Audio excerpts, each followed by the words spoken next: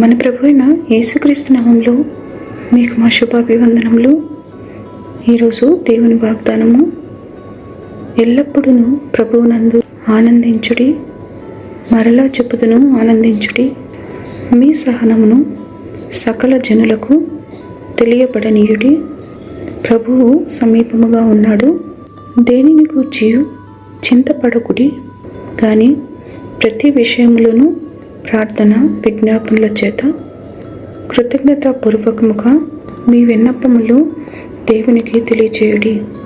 అప్పుడు సమస్త జ్ఞానమునకు మించిన దేవుని సమాధానము యేసుక్రీస్తు వలన మీ హృదయములకును మీ తలంపులకును కావలియుండును.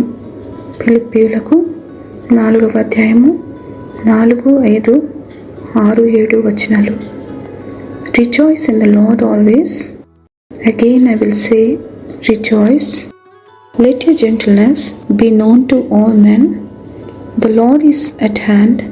Be anxious for nothing, but in everything, by prayer and supplication, with thanksgiving, let your requests be made known to God. And the peace of God, which surpasses all understanding, will guard your hearts and minds through Christ Jesus. Philippians chapter 4 verses 4, 5, 6 and 7.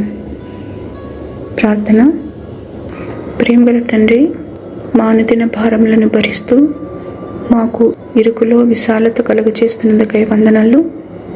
మా ప్రార్థన విజ్ఞాపనలను మీ సన్నిధిలోనికి చేర్చుకొని సమయోచిత సహాయం ఇస్తున్నందుకు వందనాలు. మా చింతలన్నీ తొలగించి సమాధానం ఇమ్మని యేసునామములో వేడుచున్నాము తండ్రి. ఆమేన్. Have a blessed day. God bless you.